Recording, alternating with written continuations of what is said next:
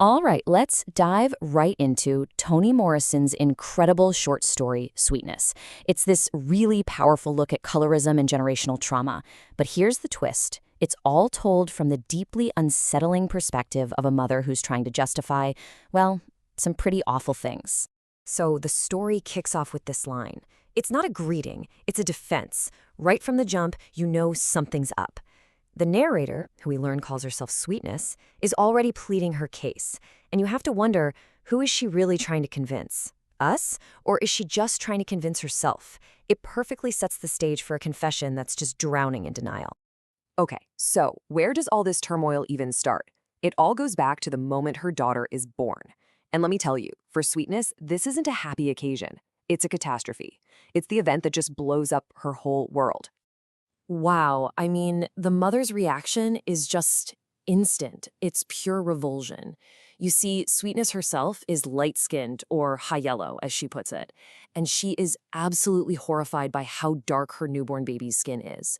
It's like she doesn't see a miracle, she sees this terrifying thing that she can't believe came from her. And get this, she wasn't alone in her shock. Her husband, Louis, he comes home, sees their daughter, Lula Ann, for the very first time, and that is his reaction. God damn, what the hell is this? It's not just shock, it's total rejection.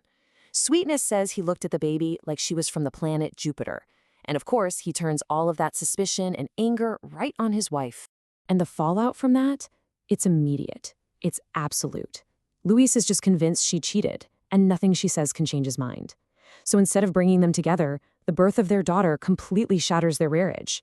And just like that, Sweetness is a single mom, left to raise a child that she's actually afraid of. So this is where things get really, really complicated. We're at the absolute heart of her whole argument. Now that she's raising this child alone, Sweetness develops this really disturbing philosophy.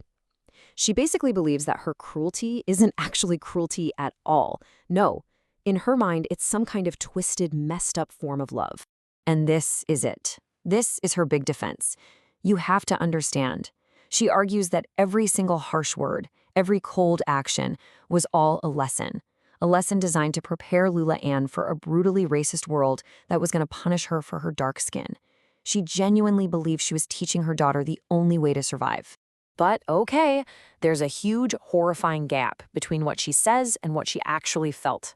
Because she confesses that in a moment of sheer panic and revulsion right after the birth, she actually considered smothering her own child. It's a shocking admission, and it reveals that this protection she talks about is really rooted in a deep, personal horror of her daughter's blackness.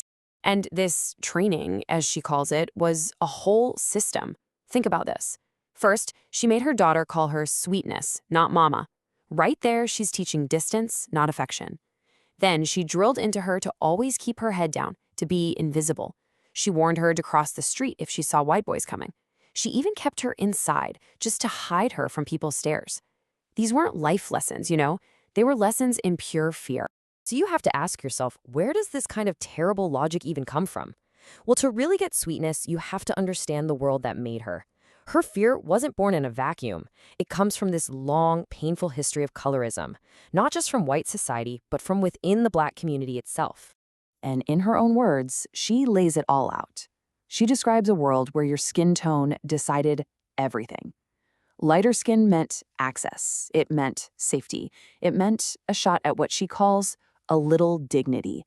It was a cruel, cruel hierarchy, but for many, it felt like the only available defense against the overwhelming racism of the outside world. Yeah, there's actually a term for this, skin privileges. It's basically the idea that in a racist society, being closer to white offers a kind of buffer from the worst abuses. Sweetness inherited this belief system. It was baked into her brain. So when she looked at her daughter's dark skin, all she could see was a complete and total lack of that protection. And look, these weren't just abstract fears she had. This was her lived reality. These are the concrete, humiliating experiences she and her family went through. Being spat on, pushed around, forced to walk in the gutter, not even being allowed the simple dignity of trying on a hat. This stuff was real, and it's what fueled her absolute terror for what her dark-skinned daughter would inevitably face. All right, so let's shift gears and talk about the outcome of all this. What happens to a child raised on nothing but fear and distance? Well, in a really ironic, kind of tragic twist, Lula Ann becomes a success, but it's a very different kind of success than her mother might have hoped for. This really shows the massive gap between Sweetness's perception and Lula Ann's reality. So Sweetness thinks, I trained her properly. But the reality? Lula Ann left home the second she possibly could. Sweetness says, in the end, she made me proud. But Lula Ann changed her name to Bride, completely shedding the identity her mother gave her. Sweetness believes, I think she understands now. But Lula Ann just sends money, no visits, no phone calls. It's clear, right? Lula Ann survived, she even became successful and confident, but their relationship, it was completely destroyed in the process. And toward the end of her life, it seems like some of this truth finally starts to sink in for Sweetness. It's this one flicker of painful clarity and a lifetime of making excuses.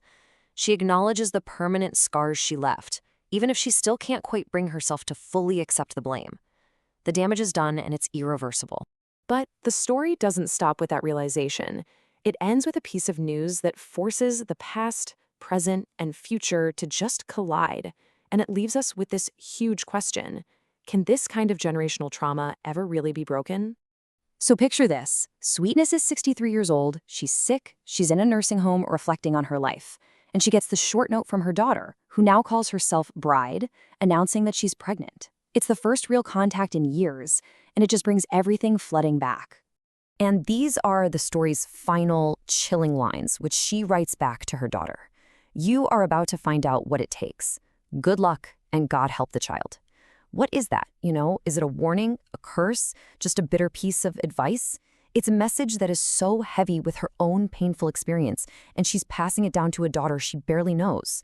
We're just left hanging, wondering if Lula Ann can be the one to finally break the cycle. And that really brings us to the question at the heart of this entire story. Sweetness may have equipped her daughter to survive in a hostile world, sure, but in doing so, she absolutely destroyed any possibility of love or connection between them. And it forces us to ask, what is the true price of that kind of survival?